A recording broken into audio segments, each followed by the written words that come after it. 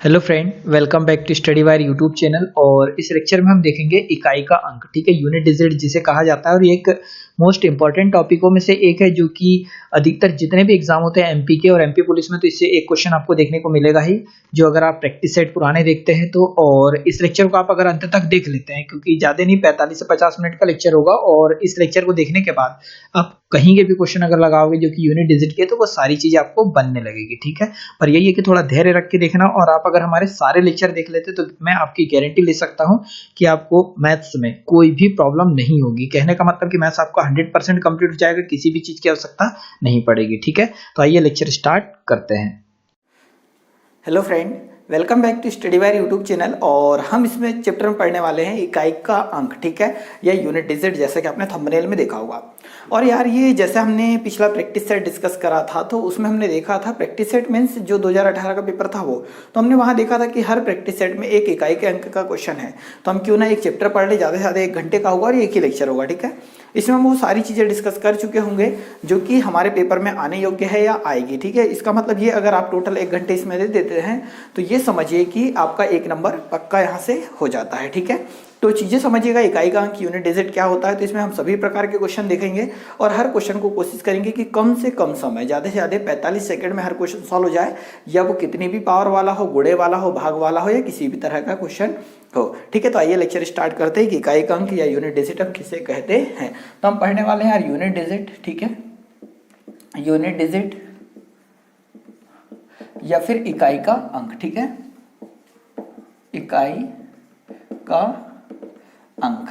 तो हम पढ़ने वाले यूनिट डिजिट या इकाई का अंक होता क्या है। वो चीज़ देखो, बहुत सिंपल सी चीज़ें हैं, परंतु यह है कि क्वेश्चन का लेवल थोड़ा बढ़ता है तो प्रॉब्लम होने लगती है। पर हम कुल एक मेथड सीखेंगे कि कितनी भी पावर लगा दो, सारे क्वेश्चन हमारे सॉल्व होने चाहिए। तो देखो यार, मैं अगर क्वेश्चन यहाँ एक लिख दूँ कि सपोज एक क्वेश्चन है कि 13 प्लस यहाँ पर 15 कर देते हैं। अब यहाँ से बोल देते हैं कि इसका इकाई का अंक क्या होगा। तो हम करेंगे क्या, सबसे पहले हमने क्या करा, 13 और 15 दोनों को हम क्या करेंगे, जोड़ देंगे। तो यार आ कितना रहा है, 28। कितना आ रहा है, 28, मतलब इकाई का अंक कितना है, 8। परंतु यार मैं एक चीज नोटिस करूं, तो चीजें नोटिस करते चलना, यहीं से बहुत छोटे छोटे कॉन्सेप्ट निकलते जाएंगे और सारे क्वेश्चन हमसे इजीली बनने लगेंगे। तो हम क्या करते हैं कि जब जोड़ की अगर संख्या आ रही है तो हम क्या करेंगे, इस प्रकार से ना जोड़ते हुए हम इतना जान रहे हैं कि इकाई का अंक कितना आया, दोनों को जोड़ने के बाद 8। तो हम ये बोल सकते हैं कि इसका अगर इस क्वेश्चन में इकाई का अंक पूछा होता तो कितना होता, आंसर होता 8। परंतु जब भी इकाई का अंक निकालते तो हम सिर्फ यहाँ इकाई का अंक कितना है 3, यहाँ इकाई का अंक कितना है 5, तो 5 और 3 कितना हो जाता 8। तो हम ये बोल सकते हैं कि इकाई का अंक कितना आएगा, 8 आएगा। कहने का मतलब कि एक और क्वेश्चन अगर मैं ले लेता 1 2 3 प्लस 1 2 4 प्लस 1 2 7 प्लस 1 2 8। ठीक है, ये क्वेश्चन आपको दिया होता और बोलता है इसमें इकाई का अंक बताओ, तो हम सारी संख्या को हमें नहीं जोड़ना है। हम इतना जानते हैं कि सिर्फ इकाई का अंक भी अगर जोड़े तो भी इकाई का अंक हमें मिल सकता है। तो हम क्यों ना डायरेक्ट इकाई का अंक जोड़े। तो 3 और 4 कितना हो जाएगा, 7। 7 और 7 कितना हो जाएगा, 14। 14 और 8 कितना हो जाएगा यार, 22। ठीक है, तो 22 हो जाएगा। तो 22 में इकाई का अंक कितना है, 2। तो हम फाइनली ये बोल सकते हैं कि अगर इन पूरी संख्याओं को भी आप जोड़ोगे तो भी इकाई का अंक कितना आएगा यार, 2 आएगा। तो फाइनली इकाई का अंक कितना है, 2 है। कहने का मतलब कि जोड़ वाले जितने भी क्वेश्चन हैं, डायरेक्टली आप इकाई का अंक जोड़ना, जो फाइनली आएगा इकाई का अंक वही होगा आपका आंसर। जैसे एक क्वेश्चन और ले लेते हैं, अगर मैं ले लेता 2 8 7 प्लस 8 9 7 प्लस 2 3 2 प्लस 1 2 5। ठीक है, इसमें इकाई का अंक पूछा होता ये क्वेश्चन में हमसे। तो करते क्या यार, बहुत सिंपल है। 7 और 7 कितना हो जाता है, 14। इकाई का अंक जोड़ना है। ठीक है, यूनिट डिजिट हमें जोड़ते जानी है। तो 7 प्लस 7 कितना हो जाएगा, 14। 14 प्लस 2 कितना हो जाएगा, तो यार 16 हो जाएगा। 16 प्लस 5 कितना हो जाएगा, 21। तो यहाँ पर हमने क्या करा, जब इन चारों संख्याओं के, चारों नंबरों के यूनिट डिजिट को जब हमने ऐड करा तो टोटल आया कितना, 21। और 21 में भी जो यूनिट डिजिट है कितना है, 1 है। मतलब इकाई का अंक इन पूरे को जब सॉल्व करोगे, जोड़ोगे, तो इकाई का अंक कितना आएगा, 1 आएगा। तो पहला क्वेश्चन, दूसरा क्वेश्चन, तीसरा क्वेश्चन, मैं ऐसा मान सकता हूँ कि इन तीनों क्वेश्चन के माध्यम से आप सीख चुके होंगे कि इकाई का अंक हम किसको बोलते हैं और प्लस के क्वेश्चनों में कैसे इकाई का अंक निकालना है। थोड़ा सा आगे बढ़ते हैं। अब यहाँ हम देखते हैं यार कि मेन कॉन्सेप्ट होता है गुणे के। ठीक है, गुणा और भाग जहां पर स्टूडेंटों को प्रॉब्लम होती है और जहां पर अधिकतम घात लग जाए, वहां पर पावर जहां लगती हो। तो मैं सेकंड क्वेश्चन की अगर आप गुणे की बात करूं तो मैं ऐसा लिख देता हूं यार 23 गुणित 26। तो यार सबसे पहले हम छोटे क्वेश्चनों से सीखते हैं। 23 गुणे 26 लिख दिया। अगर हम इसे सॉल्व करें तो हम जब गुणा करते हैं तो यार देखो 23 गुणा 26 करेंगे तो 6 तिया कितना हो जाएगा 18, बचा कितना 1, 6 दूनी 12 और 1 13 और 3 दूनी 6, 13 और 6 हो जाएगा 19 का 9, बचेगा 1, 2 दूनी 4 और 1 कितना 5। मतलब जब इन दोनों को मल्टीप्लाई करोगे तो आएगा 598। मतलब इन दोनों संख्या का गुणा करने पर 598 आ रहा है। इसमें भी इकाई का अंक कितना आया 8। तो हम क्यों ना कि जब गुणे की क्वेश्चन हो तो यहाँ गुणा लगा हुआ है, मल्टीप्लाई लगा हुआ है, तो डायरेक्टली आप ये यूनिट डिजिट है इनका आपस में क्या कर दो, मल्टीप्लाई कर दो।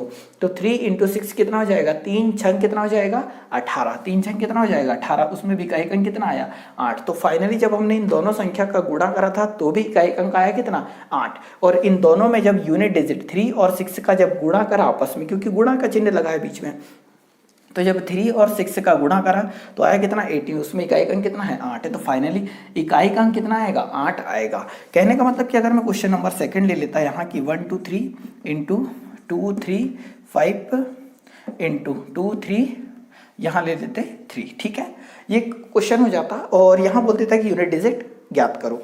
हम करते क्या, इन तीनों संख्या का गुणा ना करते हुए हम इनमें इकाई अंक यहाँ 3 है, यहाँ 5 है और यहाँ 3 है, तो 3 × 5 = 15 और 15 तिया कितना हो जाता 45। क्या समझ पा रहे, 3 × 5 = 15 और 15 तिया 45, 45 आ जाता तो इकाई अंक कितना आया 5 आया। तो डायरेक्टली हम बोल सकते थे इस क्वेश्चन का इकाई अंक कितना आएगा 5 आएगा। ठीक है, हम थोड़े बड़े धीरे धीरे लेवल बढ़ाते हैं। यहाँ मैं लिख दूँ 287 × 28 × 1786 और 3 कर लेते हैं। इसमें क्या पूछ लेता है कि हमसे इकाई का अंक बताओ। ये गुणे वाले क्वेश्चन है, ठीक है, इकाई का अंक। इतना आप समझने लगे होंगे कि डायरेक्ट अगर मैं इकाई के अंकों का गुणा कर दूं तो भी हमारा फाइनली आंसर आ जाएगा।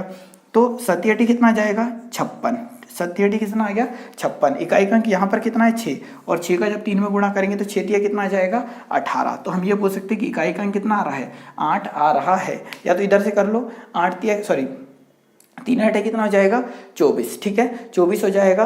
और 24 8 168 समथिंग, 24 8 168 होता है 168। तो इकाई का अंक कितना आ रहा है 8 आ रहा है। तो मैं ऐसा मान सकता हूँ कि प्लस वाले क्वेश्चन और गुणे वाले क्वेश्चन आप चीज़ें समझ पा रहे होंगे। पर यहाँ एक छोटी सी समस्या है, समस्या नहीं बोल सकते, एक लॉजिक बोल सकते हैं कि अगर ऐसी कंडीशन दे रखी हो, 2-3 कंडीशन है, वो चीज़ें आप अगर नोटिस कर लोगे तो ज़्यादा बेटर रहेगा।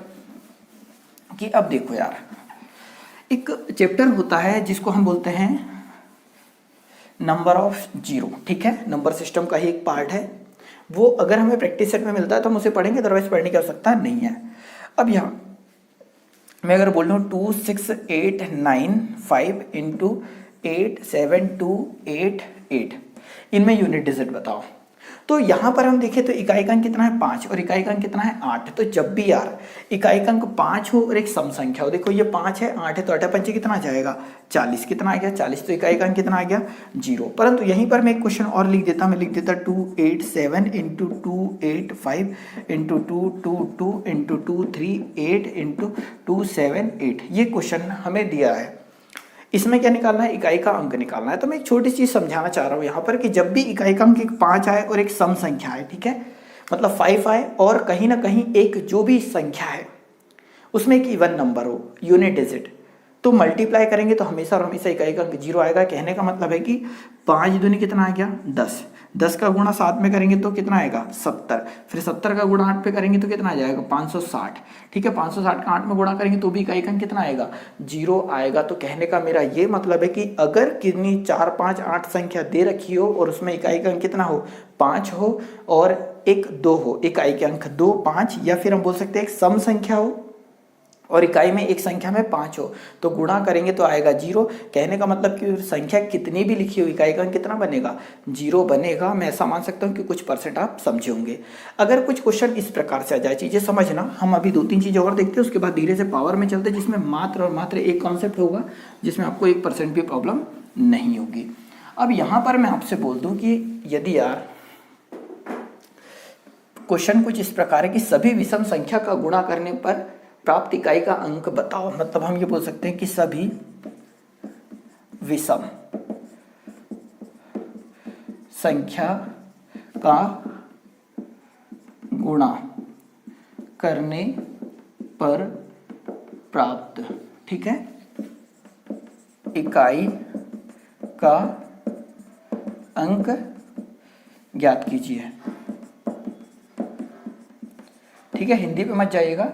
ये क्वेश्चन अगर हमसे दिया होता कि सभी विषम संख्याओं का गुणा करने पर प्राप्त इकाई का अंक ज्ञात कीजिए, तो छोटी चीज समझना है यार। अगर मैं विषम संख्या की बात करूं, ठीक है, विषम संख्या, तो विषम संख्या क्या होती है? ऑड नंबर की बात हो रही है, ठीक है। जब सारे ऑड नंबर का आपस में मल्टीप्लाई कर दिया जाए तो एक जो यूनिट डिजिट होगा वो क्या होगा, ये पूछा है अगर इंग्लिश में देखा जाए तो इसका मतलब। तो विषम संख्या होती है 1, 3, 5, 7, 9 और आगे जाएगा 11, 13, इसी प्रकार आगे की विषम संख्या आ जाएगी। मतलब ऐसी सारी संख्या जो 2 से विभाजित ना हो विषम संख्या कहलाती है, ऑड नंबर कहलाते हैं। इनका आपस में जब मल्टीप्लाई करेंगे तो आप थोड़ा सा ट्राई करके देखो। 1 तिया 3, 3 पची 15, 15 सत्ते कितना हो जाएगा? 105। 105 का आप 9 में गुणा करेंगे तो कितना हो जाएगा? 945 होगा, ठीक है। मतलब यहाँ जब भी विषम संख्या का गुणा कर दोगे आप, तो अगर 5 है आपके पास और 5 का कोई विषम संख्या से गुणा हो रहा है, 5 का जब भी अगर किसी ऑड नंबर से मल्टीप्लाई हो रहा है तो हमेशा और हमेशा इकाई का अंक कितना आएगा? 5 आएगा। चाहो तो आप इतनी संख्या का गुणा कर लो या आगे की संख्या भी आप खुद से लिख के और गुणा करके देख लो, इकाई का अंक कितना आएगा? 5 आएगा। तो ये एक स्पेशली एक कंडीशन है कि जब भी सभी विषम संख्याओं का आपस में गुणा किया जाता है तो इकाई का अंक हमेशा और हमेशा कितना आता है? 5 आता है। क्या ये चीज समझ पाए आप? तो ठीक है, चीजें समझिए और कोशिश करें कि सभी विषम संख्या का गुणा करेंगे तो इकाई का अंक 5 आएगा, क्योंकि 5 का किसी भी विषम संख्या के साथ जब गुणा होता है तो इकाई का अंक या यूनिट डिजिट कितना प्राप्त होता है? तो हमें 5 प्राप्त होता है। क्या ठीक है? यहां तक हम चीजें समझे। अगर ये क्वेश्चन ऐसा होता कि सभी, ठीक है, सम संख्या, यहाँ पर सम संख्या लिख देते हैं, मतलब इवन नंबर, सभी सम संख्या का गुणा करने पर प्राप्त इकाई का अंक ज्ञात कीजिए। अब यहाँ क्वेश्चन थोड़ा सा मैंने चेंज कर दिया, पहले विषम था, अब क्या कर दिया हमने? सम कर दिया। कि अगर सभी सम संख्या का आपस में गुणा कर दिया जाए तो प्राप्त इकाई का अंक बताओ। मतलब टोटल इवन नंबर का आपस में मल्टीप्लाई कर दिया जाए, ठीक है। आपस में जब मल्टीप्लाई कर दिया जाए टोटल इवन नंबर का, तो जो वैल्यू लानी है हमें, यूनिट डिजिट लाना, वो क्या होगा? तो यार अगर मैं यहाँ पर बात करूँ सम संख्या की या इवन नंबर की, ठीक है, इवन नंबर की बात करूँ या फिर सम संख्या की बात करूं, तो सम संख्या क्या होती है यार? सम संख्या होती है 2, 4, 6, 8, 10, 12 और आगे। मतलब वह सारी संख्या जिसमें 2 से विभाजित हो जाए, मतलब 2 से डिवाइड हो जाए, वह सारे नंबर इवन नंबर कहलाते हैं, सम संख्या कहलाती है। तो यहाँ देखो 10 का गुणा 8 में करोगे 80 बनेगा, 80 का 6 में गुणा करोगे तो 8 6 48, 480 बन जाएगा। कहने का मतलब कि एक बार अगर 0 आ गया तो इन संख्या का आप आगे तक गुणा करते जाओ, हमेशा इकाई का अंक कितना आएगा? 0 आएगा। तो यहाँ से ये क्वेश्चन भी आपको याद रखना है कि जब सभी सम संख्या का गुणा कर दिया, आपस में गुणा कर दिया जाता है आपस में, तो इकाई का अंक 0 बनता है। और सभी, इससे पहले जो क्वेश्चन करा था कि सभी विषम संख्याओं का जब आपस में गुणा कर दिया जाता है तो इकाई का अंक क्या बनता है?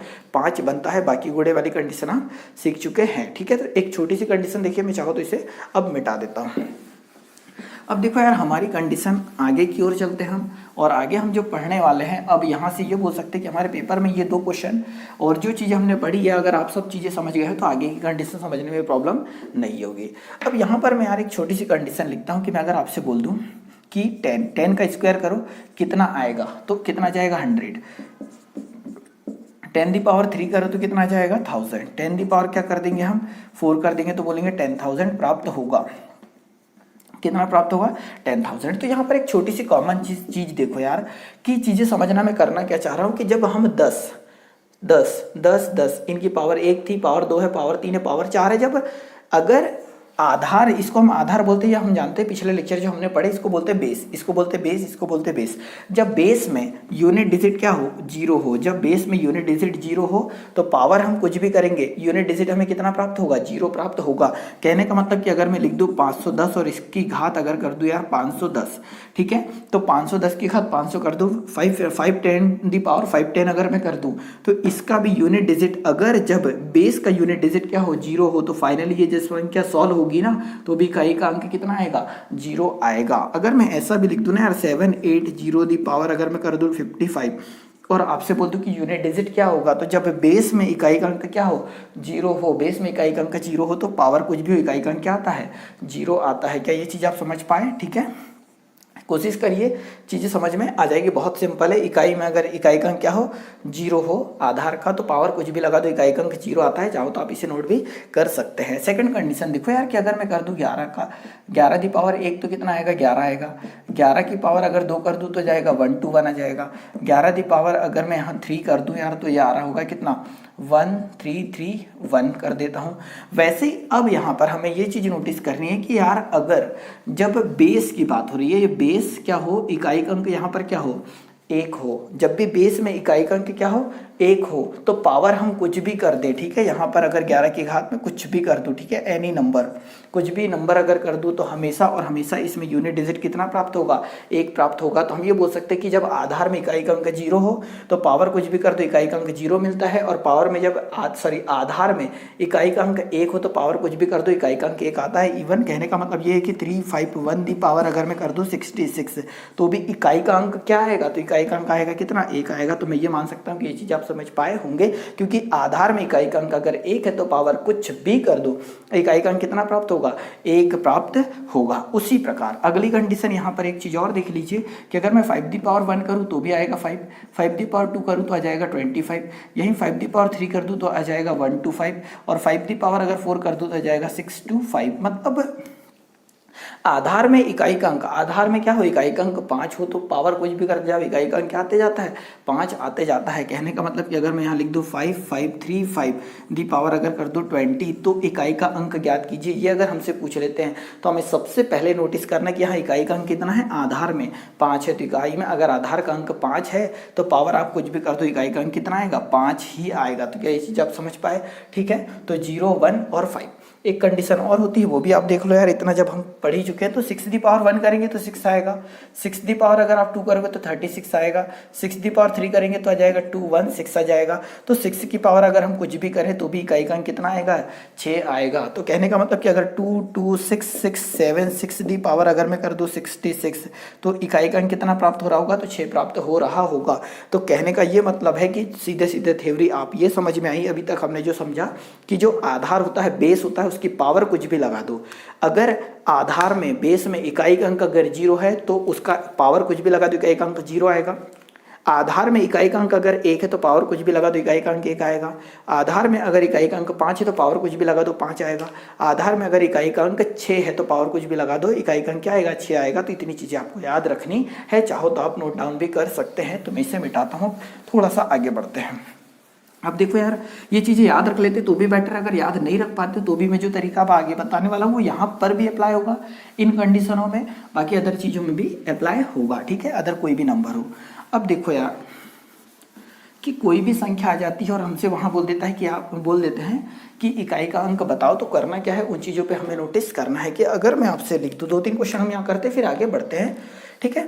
देखो यार कि अगर मैं 1 2 3 और इसकी पावर कर दूँ 25, ठीक है, बहुत छोटे क्वेश्चनों से स्टार्ट कर रहे हैं कि 123 की घात हमें दे रखा है 125 और बोल देता है कि इसका इकाई का अंक बताओ, यूनिट डिजिट बताओ। 123 की घात कितना करा हमने, 25 करा, 123 की घात करा 25 और बोल रहा है कि इकाई का अंक आप ज्ञात कीजिए। तो जब भी ऐसी कंडीशन आए कि पावर कुछ भी लगी हो, हमेशा और हमेशा जो पावर है उसको डिवाइड करना है किससे, सॉरी पावर कितनी है हमारे पास, 25। तो जो भी पावर हो, कुछ भी हो, उसको हमेशा डिवाइड करना है 4 से। तो 4 से 4 छंग कितना हो जाएगा, 24। रिमाइंडर कितना बच रहा होगा, 1। मतलब 25 को डिवाइड करना है किससे, 4 से। रिमाइंडर कितना बचेगा, रिमाइंडर बचेगा 1, क्योंकि 4 छंग कितना होगा, 24। रिमाइंडर बचेगा 1, मतलब शेष बचेगा 1। तो जितना शेष बचेगा उतना इकाई की घात लगा देना है। तो 3 इकाई मीन्स आधार का जो इकाई का अंक है, तो शेष कितना बचा है, 1। तो इसकी घात 1 लगा दो तो फाइनली प्राप्त क्या हुआ, 3। तो यही होगा इकाई का अंक, ठीक है। क्या ये चीज़ समझ पा रहे हैं आप। एक क्वेश्चन और लिखते हैं, मैं यहाँ लिख दूँ 277 और पूरे दी पावर यहाँ कर दूँ यार 126 कर देते हैं, ठीक है। यहाँ 277 की घात 126 दे रखा है और वो बोलता है कि इकाई का अंक बताओ। इकाई का चैप्टर पढ़ रहे तो इकाई का अंक बताओ, यूनिट डिजिट ज्ञात कीजिए। करना क्या है, ये देखो यार कि जो घात है उसमें हमको 4 से भाग दे देना है। तो 126 है, 4 से भाग देंगे तो 4 एकम 4, 4 तिया 12, यहाँ तो कट गया, फिर 4 एकम 4 आ जाएगा, ठीक है। मतलब यहाँ 0 लगेगा, 4 तिया 12 हो जाएगा, 4 एकम 4, शेष कितना बच रहा है, तो 2 बच रहा है। क्या ये चीज़ आप समझ पा रहे हैं। 126 है, जब 4 से डिवाइड करेंगे तो 4 तिया 12 आ जाएगा, 6 बचेगा, तो 4 एकम 4 आ जाएगा, बचेगा कितना, 2। तो जो शेष बचता है, सी चीज़ें समझना, मैं सिर्फ समझाने की कोशिश कर रहा हूँ कि घात को डायरेक्टली किससे डिवाइड करते हैं, 4 से डिवाइड करते हैं। शेष कितना बचा, तो शेष बचा है 2। तो डायरेक्टली हम जो आधार में इकाई का अंक क्या है 7, उसकी घात लगा देंगे, 2 आएगा कितना, 49। तो जो इकाई का अंक आया है यही होगा हमारे इस पूरे क्वेश्चन में। मतलब 277 में 126 की घात 126 घात लगाएंगे तो इकाई का अंक कितना प्राप्त होगा, 9 प्राप्त होगा। मतलब एक क्वेश्चन और समझने की कोशिश करते हैं कि 288 दिया है, तो यहाँ पर एक कंडीशन आ रही होगी कि जब भाग पूरा चला जाए तो उसकी कंडीशन हम समझा रहे हैं, पहले और चीजें समझो। मैं अगर यहाँ लिख दूँ 33, ठीक है, मतलब 128 की घात 33 अगर कर दे तो बोल दे कि आपसे इकाई का अंक क्या होगा ये बताओ, तो आपको करना क्या है, 33 में भाग देना है किससे, 4 से। 33 में भाग देना है 4 से, तो 4 8 32, ठीक है, 4 8 32 होता है, बचा कितना 1, रिमाइंडर कितना बच रहा है 1, तो डायरेक्टली 8 दी पावर कितना कर दोगे 1, तो आया कितना 8। तो हम ये बोल सकते हैं कि जब 288 को 33 पावर लगा देंगे तो फाइनली जब सॉल्व करेंगे तो जो नंबर मिलेगा उसमें यूनिट डिजिट क्या होगा, 8 होगा। यहाँ तक समझ पा रहे हैं। अगर मैं लिख दूँ यार 277, ठीक है, इसकी पावर हम यहाँ कर देते हैं 23878। यहाँ चीजें समझो कि करना क्या है, जब पावर बड़ी आने लगे, ठीक है, पावर बड़ी आने लगे तो इस पूरी पावर को 4 से डिवाइड मत करना। जैसे यहाँ पर तो 4 से करते, यहाँ भी 4 से करते, पर यहाँ बड़ी पावर आने लगी 3 अंकों की। तो जब भी पावर बढ़ती जाए तो सिर्फ और सिर्फ हमेशा और हमेशा यहाँ पर इकाई का अंक कितने हैं, 78 है। क्या है, 78। तो 78 को डिवाइड करना है किससे, 4 से, तो 4 एकम कितना होता है 4, बचा कितना भाई 3, उतारेंगे 8, ठीक है, 4 नम कितना हो जाता है 36 हो जाता है, बचेगा कितना है रिमाइंडर, तो रिमाइंडर बचेगा 2। तो करना क्या है, पावर कितनी भी बड़ी आ जाए इकाई के 2 अंकों को 4 से भाग दोगे, शेष कितना बचेगा 2, और शेष 2 बचेगा तो इकाई का अंक क्या था आधार में 7, तो 7 का वर्ग कर दोगे, आया कितना 49, तो इकाई का अंक कितना आ जाएगा 9 आ जाएगा। तो मैं ऐसा मान सकता हूँ कि जो चीज़ मैं समझाना चाह रहा हूँ वो आप समझ पा रहे होंगे। जो बात आपके माइंड में चल रही कि जब पूरा पूरा भाग चला जाए तो क्या करेंगे, तो मैं 1 2 क्वेश्चन और करता हूँ, फिर उसके बाद हम वहाँ चलते हैं, ठीक है। तो देखो यार, अगर यहाँ क्वेश्चन आ जाए, अब यहाँ एक छोटा सा क्वेश्चन लेते हैं पहले, और सिर्फ जितना मैं पढ़ा रहा हूँ यार इतना पढ़ लीजिए, ठीक है। और मैं टेलीग्राम पे और फेसबुक पे, मतलब जो अपना ग्रुप है, ठीक है, स्टडी वायर के नाम से जो ग्रुप है, टेलीग्राम पे भी और इंस्टाग्राम पे भी, वहाँ पर क्वेश्चन सेंड करता हूँ। तो बस जितने क्वेश्चन सेंड करूँगा आप उतने कर लीजिएगा, ठीक है। और उतने क्वेश्चन करने के बाद आपको मैं बोल सकता हूँ कि हर एक क्वेश्चन भी बनेगा और हर एक चीज़ भी बनेगी। जितने कॉन्सेप्ट पढ़ा रहा हूँ सिर्फ इतना ही पढ़ना है हमें। अब देखो यार, अगर मैं क्वेश्चन यहाँ लिख दूँ 1332 और पूरे दी पावर कर लेते हैं 1337 इंटू 1288 दी पावर कर लेते हैं 128876, ठीक है। ये हम कर लेते हैं, एक काम कर लेते हैं, यहाँ लिख देता हूँ मैं 5, ठीक है। ये क्वेश्चन दिया है और यहाँ पूछ लेता है कि इकाई का अंक बताओ। तो यार बहुत सिंपल क्वेश्चन है, मतलब मैं जितने क्वेश्चन करा रहा हूँ पहले खुद से ट्राई करने लगो, अब कोई दिक्कत नहीं है। इकाई का अंक कितना है 2, तो मैंने ये बोला कि यहाँ पर हमको डायरेक्ट 37 को भाग देना किससे, 4 से, तो 4 नम 36, बचा कितना 1, तो शेष बचे 37 को, मतलब इकाई के 2 अंकों को 4 से भाग दोगे तो शेष बचेगा कितना 1, क्योंकि 4 नम होता है 36, 4 9 36, एक शेष बचेगा, तो एक शेष बचा तो 2 की घात कर दिया कितना 1 गुणा, यहाँ पर डायरेक्टली 65 को 4 से भाग दोगे, 65 को 4 से भाग दोगे तो 4 एकम 4, बचा कितना 2, 2 इधर जाएगा तो बनेगा 25, तो 4 8 6 24 होता, बचा कितना 1। मतलब हम 65 को 4 से भाग दे रहे हैं तो शेष कितना बच रहा है 1, आप दे पा रहे होंगे, पेन कॉपी से दे लीजिए। तो 65 को 4 से भाग देंगे तो शेष बचेगा 1, तो हम ये बोल सकते हैं कि 8 की घात कितना लगा दे 8, तो 8 दूनी कितना हो जाएगा 16। फाइनली जब आप इस पूरे क्वेश्चन को सॉल्व करोगे तो इकाई का अंक कितना आएगा 6 आएगा, ठीक है। ये चीज़ें जो समझाना चाह रहा हूँ आप समझ पा रहे हैं तो बहुत अच्छी बात होगी, अदरवाइज आपको थोड़ा सा वीडियो पीछे करना चाहिए और फिर से देखना चाहिए।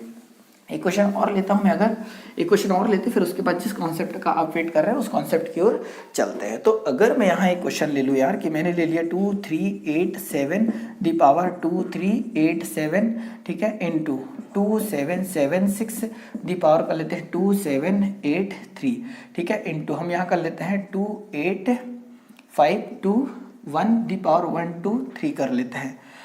ये क्वेश्चन हमने कर लिया और यहाँ हमसे पूछता है कि इकाई का अंक बताओ। तो नोटिस करिए यार, जो थ्योरी मैंने पढ़ाई और जो चीज़ें मैं रिलेट करना चाह रहा हूँ, यहाँ पर मैं बोल दूंगा कि आप 87 को भाग दोगे किससे 4 से, मतलब आपको चीज़ें समझने में आने लगी होगी और आपको पता होगा कि मैं क्या बोलने वाला हूँ। तो 87 को हम किससे भाग देंगे 4 से, तो 87 को भाग देंगे किससे 4 से, तो 4 दूनी 8, 4 एकम 4, बचा कितना शेष 3 बचेगा। या तो आप खुद भाग के दे के देखो, डिवाइड करके देखो 87 को 4 से, तो कितना रिमाइंडर बच रहा होगा 3, तो यहाँ 7 दी पावर कितना कर देंगे 3 कर देंगे। ये चीज़ समझ पा रहे हैं। ये जो पूरा कंपाउंड है, ये वाला पूरा का पूरा नंबर आपको दिख रहा है, तो इस नंबर में एक छोटी सी नोटिस करना कि अभी मैंने जो पढ़ाई थी कि यार अगर आधार में इकाई का अंक क्या हो 6 हो तो घात कुछ भी लगा दो, इकाई का अंक 6 ही आएगा। कहने का मतलब इसे सॉल्व करने की जरूरत अब नहीं है, क्योंकि आधार में इकाई का अंक 6 है, तो घात कुछ भी हो, पावर कुछ भी हो, इकाई का अंक कितना आएगा, 6 ही आएगा। तो फाइनली इस पूरे का इकाई का अंक आ रहा होगा 6 इंटू, यहाँ पर इकाई का अंक, यहाँ दिमाग चला, इकाई का अंक कितना है, 1 है। इकाई का अंक 1 है किसका, आधार का, बेस का।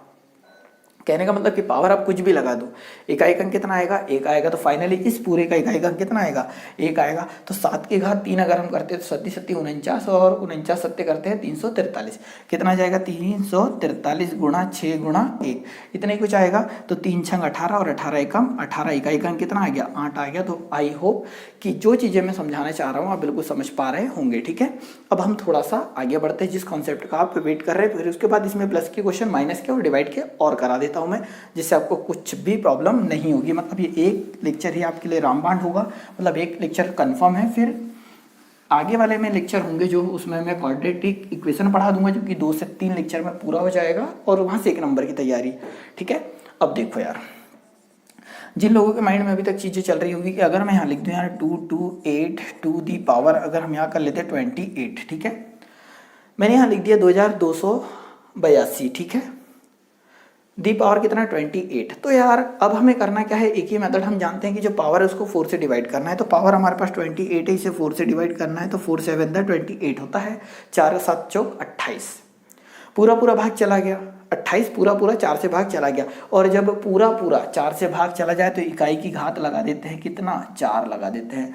याद रखिए कि जब पूरा पूरा भाग चला जाए किससे, 4 से, क्या, घात, तब हम इकाई जो आधार है इसमें इकाई की घात कितनी लगा देते हैं, 4 लगा देते हैं। 2 की घात 4 करोगे तो कितना आएगा, 16। मतलब इस पूरे की घात अगर 28 है तो इकाई का कितना आएगा, 6 आएगा। ठीक है, ये चीज़ें आप समझे होंगे। एक क्वेश्चन और देखो, अगर मैं यहाँ लिख दूँ यार कि 1 2 3 6 8 6 जो भी है, 3 दी पावर हम यहाँ कर लेते हैं 2 8 9 9 3 और 2। ठीक है, ये है यार हमारे पास 12 38 83 की घात लिखा है 28 932, ये लिख रखा है।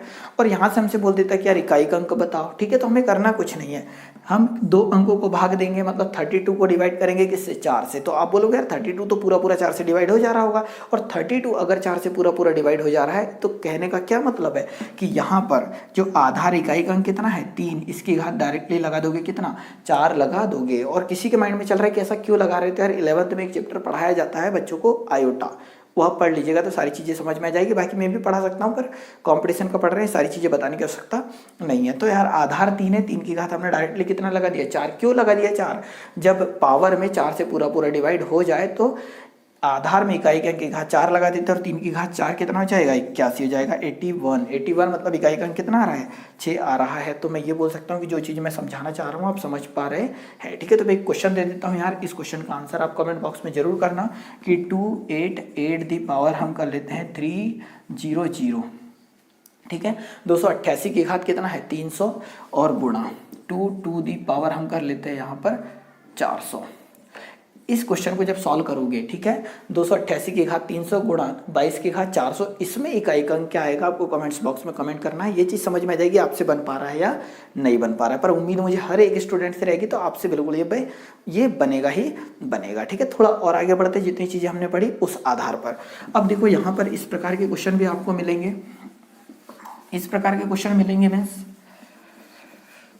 क्वेश्चन का लेवल। अब यहाँ देखो हमने मल्टीप्लाई से रिलेटेड 2-3 क्वेश्चन देखे, अब यहाँ ऐसी कुछ कंडीशन आ सकती है कि 287 1 दी पावर आ जाएगा 238 प्लस 125 दी पावर आ जाएगा 125 प्लस 1286 दी पावर आ जाएगा 1286। ठीक है, 2, और यहाँ जाएगा 120 दी पावर आ जाएगा 120। ये क्वेश्चन है यार बहुत सिंपल सा, जो कि मेरे अनुसार पेपर एग्जामिनर जो होता है क्वेश्चन ऐसा बनाता है कि 45 सेकंड से पहले ही सॉल्व हो जाए तो ज़्यादा बेटर रहेगा। तो यार ये क्वेश्चन आपके सामने दे रखा है, उसमें इकाई का अंक निकालना है, क्योंकि हम इकाई का अंक पढ़ रहे हैं। तो ये क्वेश्चन हमें दे रखा है, इकाई का अंक निकालना है, तो हम करेंगे क्या, माइंड में चल रहा होगा यार इसको हम 4 से भाग देंगे, इसको 4 से भाग देंगे, इसको 4 से भाग देंगे, इसको 4 से भाग देंगे। पर उससे पहले हम एक चीज़ नोटिस करने की, जो चीज़ मैंने पढ़ाई कि आप वो आपको याद है कि आधार में इकाई का अंक क्या है, 1 है, तो घात कुछ भी हो सॉल्व करने की जरूरत नहीं है। इस पूरे का इकाई का अंक कितना आएगा, 1 आएगा। फिर ये प्लस है तो प्लस लगा दिया। अब तो बत्ती जल चुकी होगी कि यार यहाँ तो आधार में इकाई का अंक 5 है, पावर कुछ भी हो इकाई का अंक कितना आएगा 5 आएगा, तो 5 लिख दिया प्लस। यहाँ आधार है, घात कुछ भी हो इकाई का अंक तो कितना आएगा यार 6 ही आएगा, क्योंकि आधार में इकाई का अंक कितना है 6, तो यहाँ 6 लगा दिया।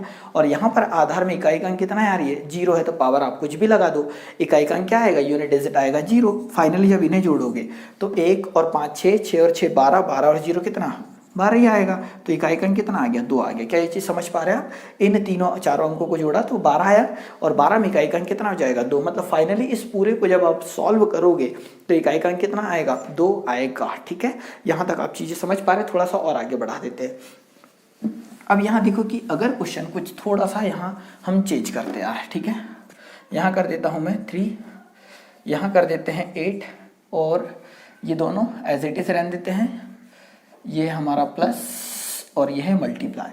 ये एक नया क्वेश्चन बना दिया, क्योंकि हम ज़्यादा अगर क्वेश्चन मिटा के कुछ इधर उधर लिखेंगे उससे अच्छा है कि मैंने इसी में चेंज कर दिया। मतलब इस प्रकार से क्वेश्चन बन सकते हैं। फिर थोड़ा सा और आगे बढ़ते हैं, मैं डिवाइडेशन पे ले चलता हूँ। और जब डिवाइड से रिलेटेड अगर क्वेश्चन पेपर में आ जाए या फैक्टोरियल से रिलेटेड आ जाए तो यार बत्ती गुल हो सकती है आपकी। तो वो सारी चीज़ें आप जरूर सीखना, अंत तक जुड़े रहिए, क्योंकि एक ही लेक्चर है, इतना में ही सब कुछ सीख चुके होंगे हम। एक छोटा सा क्वेश्चन दे रखा है, ठीक है, इतने दी पावर इतना मल्टीप्लाई बाय इतने दी पावर इतना प्लस इतने दी पावर इतना मल्टीप्लाई बाय इतने दी पावर इतना, ये दे रखा है। इसे हम सॉल्व करेंगे तो यार देखो हम इतना जानते हैं कि 3 है, मतलब सॉल्व तो करना पड़ेगा।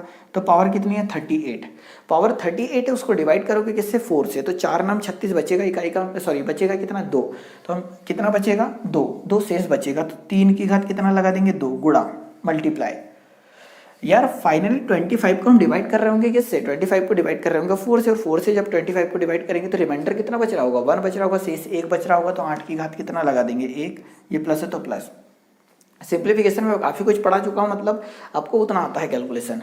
यहाँ 6 है बेस में, मतलब पावर कुछ भी लगा तो 6 आएगा गुणा।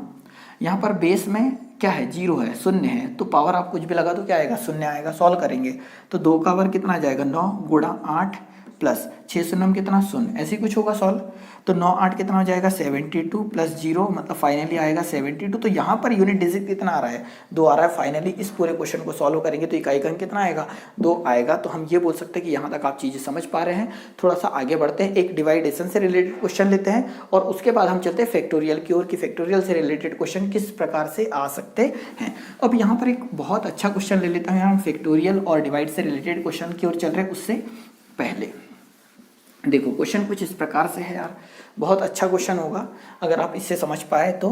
1 की घात 2 की घात 3 गुणा 2 की घात 3 की घात 4 गुणा 3 की घात 4 की घात 5 गुणा 4 की घात 5 की घात 6 गुणा 5 की घात 6 की घात 7 गुणा 6 की घात 7 की घात 8 गुणा 7 की घात 8 की घात 9 गुणा 9 की घात 10 की घात 11। फाइनली इकाई का अंक बताओ यार। बहुत अच्छा क्वेश्चन है, आपको मैक्सिमम पुस्तकों में मिलेगा ये, ठीक है। तो 1 दी पावर 2 दी पावर 3, फिर उसके बाद है ये जैसा आपको दिख रहा है इस प्रकार से, और यहाँ इकाई का अंक पूछ रहे हैं।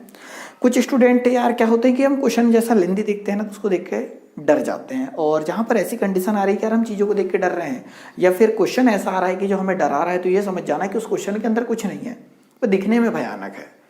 तो यहाँ अगर आप देखोगे तो मैं एक छोटी सी चीज़ मैंने लेक्चर पढ़ाते पढ़ाते आपको बताई थी कि जब भी अगर इकाई में आधार का अंक क्या आ जाए 5 आ जाए, क्या आ जाए 5, और एक सम संख्या आ जाए तो इकाई जब गुणा करेंगे तो इकाई का अंक कितना आएगा 0 आएगा।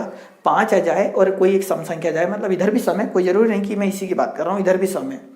जब आधार में इकाई का अंक 5 आ जाए और एक सम संख्या आ जाए तो गुणा करने पर इकाई का अंक क्या बनता है 0।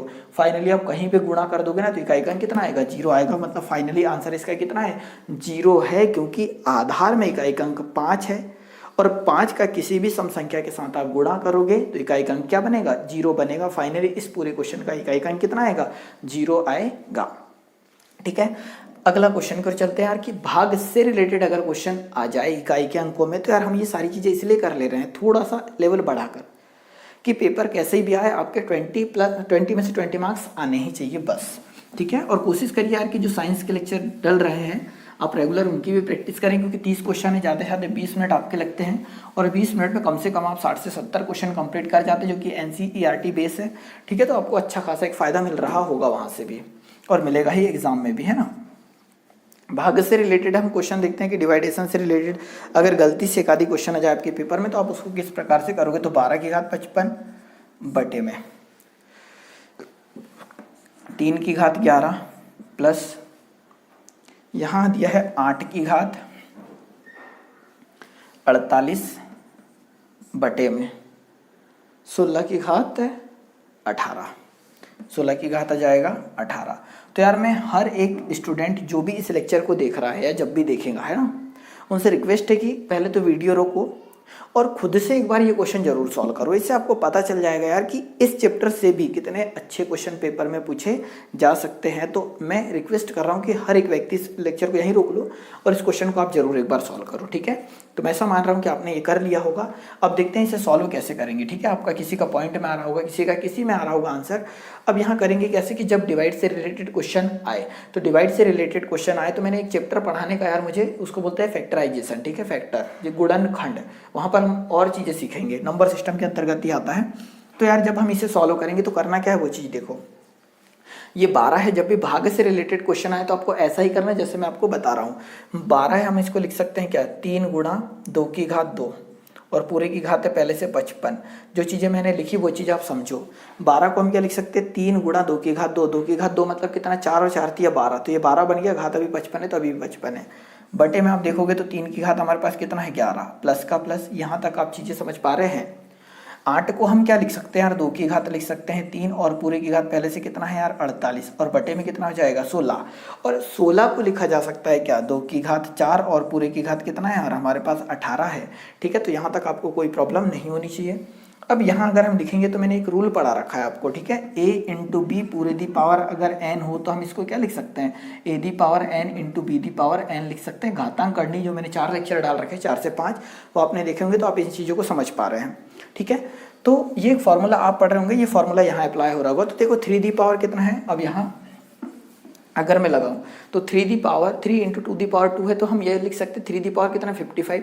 तो अगली स्टेप करें तो 3 दी पावर 55 कर सकते हैं इंटू 2 दी पावर कितना, 2 दी पावर 2 इंटू पूरे दी पावर कितना 55 है, तो 2 दी पावर 2 और पूरे दी पावर कितना जाएगा 55 डिवाइडेड बाय 3 दी पावर कितना है 11 प्लस यहाँ कितना है यार, पावर के ऊपर पावर है तो हम इतना जानते हैं, पावर के ऊपर पावर, पावर को मल्टीप्लाई हो जाता है तो 48 दिया होता है यार 144 144, ठीक है।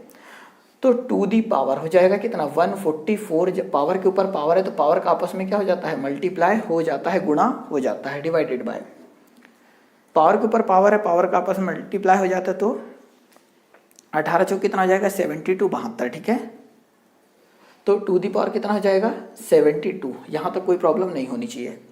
घातांक करनी में मैंने एक रूल पढ़ा चुका हूँ कि a the power n upon a the power m और इक्वल टू हमारे पास क्या होता है a the power n minus m। मैं ऐसा मान सकता हूँ कि आपने सारे लेक्चर पढ़े हैं और उस लेक्चर में आपने ये रूल देखा है, मतलब मैंने सारी चीज़ें तो करवा रखी है, तो ये भी एक रूल पढ़ा है, ये रूल आपको याद होगा, वो रूल यहाँ पर अप्लाई होगा। तो 3 दी पावर 55 माइनस 11, क्या ये चीज़ सही लिख पा रहा हूँ मैं, ये भी 3 है ये भी 3 है, मतलब ये a और a है तो n में से m को क्या करते थे माइनस, तो यहाँ 55 में से 11 क्या हो जाएगा माइनस हो जाएगा, और गुणे में कितना है 2 दी पावर 55 दूनी 110 होता है, ठीक है। इसे मिटा देता हूँ मैं। अब यहाँ पर क्या हो जाएगा, प्लस का प्लस लिखा, 2 दी पावर 144 तो है हमारे पास, पर ये भी 2 है तो 72 क्या हो जाएगा माइनस हो जाएगा। 55 में से जब 11 घटाएंगे यार तो कितना बचेगा, 3 दी पावर 44 बच रहा होगा क्या, और 2 दी पावर कितना बच जाएगा, तो 110 और प्लस 2 दी पावर कितना जाएगा 72, यहाँ तक कोई प्रॉब्लम नहीं है। अब यहाँ पर अगर मैं सिर्फ और सिर्फ इसमें इकाई का अंक आपसे पूछूं तो 3 की घात कितना है 44, तो मैं बोलूँगा यार घात को किससे भाग दे दो, 4 से भाग दे दो। तो यहाँ 44 में 4 से पूरा पूरा भाग चला जा रहा है, और 4 से पूरा पूरा भाग चला जा रहा है मीन्स मैं 3 दी पावर कितना लगा दूँ 4 लगा दूँ। जब इसमें 4 से भाग दोगे किसमें 10 में, तो कितना बचेगा शेष 2 बचेगा, तो 2 की घात कितना लगा दूँ 2 प्लस, जब इसमें 4 से पूरा पूरा भाग चला जा रहा होगा 72 में, और 72 में जब 4 से पूरा पूरा डिवाइड हो जा रहा है तो 2 दी पावर कितना लगा दे 4 लगा दे, ठीक है। अगली स्टेप सॉल्व करोगे तो यार 3 की घात 4 करोगे तो आएगा 81, ठीक है, कितना आएगा 81, 81, तो 81 में इकाई का अंक कितना है 1 गुणा 2 की घात 2 मतलब कितना हो जाएगा 4 होगा, प्लस 2 की घात 4 मतलब कितना होगा 16, 2 की घात 4 मतलब कितना होगा 16, और 16 में भी इकाई का अंक कितना 6, और आगे सॉल्व करोगे तो 4 एकम 4 प्लस 6 सॉल्व करोगे तो कितना आएगा 10, मतलब फाइनली इकाई का अंक कितना आया 0 आया। मतलब इस क्वेश्चन में जिसका आंसर आपने खुद ने सॉल्व करा होगा तो पॉइंट में आ रहा होगा या कुछ नंबर आ रहे होंगे, परंतु फाइनली जब हमने सॉल्व करा फुल मैथमेटिकली तो इकाई का अंक कितना आ रहा है 0 आ रहा है। कहने का ये तात्पर्य है इस क्वेश्चन से कि इस प्रकार के अगर क्वेश्चन आपको पेपर में देखने को मिलते हैं डिवाइड से रिलेटेड और आपको वहाँ बोलता है कि यूनिट डिजिट ज्ञात करो तो उसे आपको सॉल्व करना है कुछ इस तरह, ठीक है। तो इकाई का अंक कितना आएगा, इसका 0 है, इसका ये मतलब नहीं कि हर क्वेश्चन का 0 आएगा, आपको सॉल्व करके देखना होगा, पर मेथड यही होगी। इन चीज़ों को समझाने के लिए फैक्टर से रिलेटेड एक पार्ट इसमें इंक्लूड हो रहा है जो मैंने अभी तो नहीं पढ़ाया है। एक चैप्टर आ जाएगा 2-3 दिनों में ही जब भी टाइम मिलता है, ठीक है। तो उस एक चैप्टर से हम पूरा का पूरा सीख चुके होंगे कि यार फैक्टर से रिलेटेड क्वेश्चन को किस प्रकार से सॉल्व करने हैं, ठीक है। आगे देखो यार कि फैक्टोरियल से रिलेटेड अगर हमारी पेपर में गाथाएं आ जाए कुछ, ठीक है, क्वेश्चन आ जाए तो उसे किस प्रकार से हम डील कर रहे होंगे। फैक्टोरियल क्या होता है उन चीज़ों को समझ लो पहले, ठीक है। थोड़ा लेक्चर बड़ा हो रहा होगा पर कोई बात नहीं क्योंकि एक ही लेक्चर में सारी चीज़ें हैं। तो फैक्टोरियल क्या होता है वो देखो, अगर मैंने ये लिख दिया फैक्टोरियल 1, मतलब फैक्टोरियल को या तो इस सिंबल से रिप्रेजेंट करते हैं या तो इस सिंबल से रिप्रेजेंट करते हैं। कहने का मतलब कि ऐसा भी मैं लिख सकता हूँ इसको, और इसको इस प्रकार से भी लिखा जा सकता है, ठीक है। ये चीज़ समझ पा रहे हैं। इसको भी कहा जाता है फैक्टोरियल और इसको भी कहा जाता है फैक्टोरियल। हिंदी में फैक्टोरियल को कहा जाता है क्रम गुणित। क्या कहा जाता है, क्रम गुणित कहा जाता है। अब यहाँ मैं अगर बात करूँ कि यार मैंने फैक्टोरियल 4 लिख दिया, इसका क्या मतलब है, इसका ये मतलब है कि 4 तो है यहाँ, 4 से पहले जितने भी संख्याएं जितने भी पूर्णांक है उनका सबका आपस में मल्टीप्लाई हो रहा है। मेरे शब्दों पे जाना कि 4 से पहले और खुद 4 से पहले जितने भी पूर्णांक है उनका सबका आपस में क्या है मल्टीप्लाई है। मतलब 4 × 3 × 2 × 1 ये है इस फैक्टोरियल 4 का मतलब। फैक्टोरियल 7 अगर होता तो क्या इसका मतलब होता 7 × 6 × 5 × 4 × 3 × 2 × 1। मतलब मैं ये बोल सकता हूँ कि इन 2 एग्जाम्पल से ही आप समझ चुके हैं कि इस फैक्टोरियल का मतलब क्या होता है और इसके अंदर लिखी संख्या का मतलब क्या होता है। आगे चलते हैं, क्वेश्चन कैसे आएंगे वो देखो। बहुत सिंपल क्वेश्चन आपको पेपर में देखने को यहाँ से मिलेंगे और फैक्टोरियल से रिलेटेड अगर कोई चीज़ आ रही है मतलब बहुत सिंपल है। क्वेश्चन कुछ इस प्रकार से factorial 1 plus factorial 2 plus factorial 3 plus factorial 4 plus factorial 5 और डेस डेस डेस फैक्टोरियल 100, इसमें इकाई का अंक क्या होगा। ये हमसे पूछा है कि factorial 1 plus factorial 2 plus factorial 3 डेस डेस डेस कहाँ तक है 100 तक, इसमें हमसे इकाई का अंक पूछा है, यूनिट डिजिट पूछा है, ठीक है। तो वो हमें याद करना है, करना क्या है उस प्रकार से देखो यार चीजें। अगर मैं फैक्टोरियल 1 की बात करूं, चीजें समझना यहाँ से कुछ कॉन्सेप्ट बाहर आने वाले, तो 1 होगी। फैक्टोरियल 2 की अगर मैं बात करूं तो 2 का जब मल्टीप्लाई करोगे 1 में, क्योंकि 2 गुणा 1 निकलेगा तो आएगा कितना 2। फैक्टोरियल 3 की अगर मैं बात करूं तो 3 गुणा 2 गुणा 1 आएगा तो कितना आएगा 6। फैक्टोरियल 4 की बात करूं तो सॉल्व करोगे तो आएगा 24। फैक्टोरियल 5 की बात करूं तो आ जाएगा कितना 120। फैक्टोरियल 6 की अगर हम बात करें तो आ जाएगा कितना 720, ऐसे कुछ आएगा। यहाँ से यहाँ तक अगर आप एक छोटी सी चीज़ नोटिस करोगे तो फैक्टोरियल 1 की वैल्यू 1 है, 2 की वैल्यू 2 है, 3 की वैल्यू 6 है, 4 की वैल्यू 24 है, परंतु यहाँ 5 आया और सॉल्व करा तो 120 आ रहा है, 6 आया तो 720 आ रहा है। कहने का मतलब कि 5 की जब वैल्यू लाई तो इकाई का अंक 0 आ गया, 6 की वैल्यू आई तो इकाई का अंक 0 आ गया। मतलब मैं फैक्टोरियल 7 की वैल्यू निकालता तो यार 720 गुणा 7 होता, क्योंकि 720 गुणा क्या है 1 गुणा 2 गुणा 3 गुणा 4 गुणा 5 गुणा 6, तो 6 तक संख्या का गुणा करते 1 से तो 720 आता है। पर फैक्टोरियल 7 मतलब 7 का गुणा, बाकी इसमें 7 का गुणा कर दो तो फैक्टोरियल 7 का मान निकल जाएगा। जब गुणा करोगे तो भी कितना जाएगा 10 40 आना चाहिए समथिंग, 7 7 9 7 दूनी 14 का 4 बचेगा, 1 7 2 7 49 और 1 50, तो 50 40 आ रहा है, मतलब इकाई का अंक कितना आ रहा है 0। तो मैं ये बताना चाह रहा हूँ कि एक फैक्टोरियल 5 के बाद अब किसी भी संख्या को सॉल्व कर लो, इकाई का अंक उसमें कितना मिलेगा, इकाई का अंक 0 ही मिलेगा। ये चीज़ मैं समझाना चाह रहा हूँ। तो मेरे पास एक क्वेश्चन लिखा है, इसमें इकाई का अंक पूछा है, तो हम जानते हैं इकाई का अंक यहाँ से तो 1 आ जाएगा, यहाँ से जाएगा 2, यहाँ से जाएगा 6, यहाँ से जाएगा 4 और इसके बाद सब जगह क्या आएगा इकाई का अंक 0 आएगा। क्या ये चीज़ समझ पा रहे हैं आप। इकाई का अंक यहाँ तो 1 आएगा, यहाँ पर 2 आएगा, यहाँ पर 6 आएगा, यहाँ पर कितना आएगा 4, क्योंकि 24 आएगा ना। फैक्टोरियल 4 की वैल्यू आएगी 24, तो इकाई का अंक कितना 4, पर फैक्टोरियल 5 की वैल्यू 120 आएगी, इकाई का अंक 0। फैक्टोरियल 6 की वैल्यू 720 आएगी, इकाई का अंक 0। फैक्टोरियल 7 की वैल्यू आ जाएगी 50 40, इकाई का अंक कितना 0, मतलब आगे की हर एक संख्या का इकाई का अंक आएगा 0। तो कहने का मतलब कि जब भी हम इसे सॉल्व करेंगे, अब आगे सॉल्व करेंगे तो 0 तो कितने भी बार जोड़ लो यार, इकाई का अंक तो 0 ही रहना है। तो कुल मिलाकर इतनी संख्या में जोड़नी है, तो 6 और 4 10, 10 और 2 12 और 1 13, ठीक है। 13 मतलब इकाई का अंक कितना है, 3 है, ये फाइनली होगा हमारा आंसर। ठीक है, तो ये सारी चीज़ें हमने देखी यार, जितनी चीज़ें मैंने पढ़ाई है, तो मेरा ऐसा मानना है, मेरा जितना एक्सपीरियंस है कि जितनी चीज़ें मैंने बताई सिर्फ और सिर्फ आप इतनी चीज़ें अप्लाई करो। जो भी आपके पास पुस्तक है या फिर आपने अगर ग्रुप ज्वाइन कर रखा है तो वहाँ जो क्वेश्चन आपको मिल रहे हैं, अगर उन क्वेश्चनों को ही आप अगर सॉल्व कर लेते तो आप मेरी गारंटी मानिए कि जो 1 नंबर का एक जो क्वेश्चन आने वाला है, इकाई का अंक निकालना है, यूनिट डिजिट, तो इतना आपने पढ़ा, सिर्फ इससे ही सारी चीज़ें आपकी बन जाएगी। ठीक है, तो बाकी अगर अदर कोई परेशानी हो तो आप कमेंट्स बॉक्स में कमेंट जरूर कर देना। तो यार इस लेक्चर में इतना ही, और लेक्चर अगर अच्छा लगा हो तो इसे लाइक कर दो, शेयर कर दो, और फर्स्ट टाइम चैनल पे अगर आ रहे हैं तो चैनल सब्सक्राइब भी कर लीजिए। ठीक है, और जो भी संबंधित आपको प्रॉब्लम है इस लेक्चर से रिलेटेड या पिछले लेक्चर से, तो आप कमेंट बॉक्स में कमेंट करते रहना। ठीक है, तो वीडियो देखने के लिए बहुत बहुत धन्यवाद। जय हिंद, जय भारत।